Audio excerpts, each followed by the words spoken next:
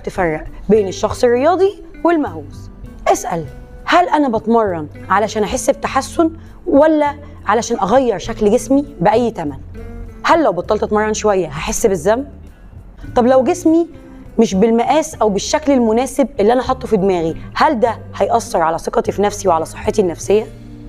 فلو الإجابة على الأسئلة دي فيها ضغط أو توتر من جواك، لو حسيت وانت بتجاوب ان انت مضغوط او متوتر، خلي بالك انت كده داخل على طريق الهوس.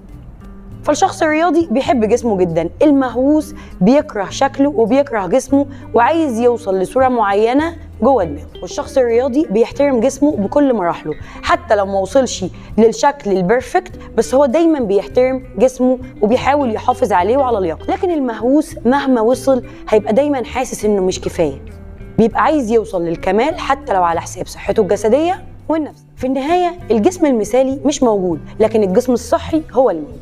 فلازم تختار انك تكون رياضي حقيقي، مش عبد لصورة في خيالك.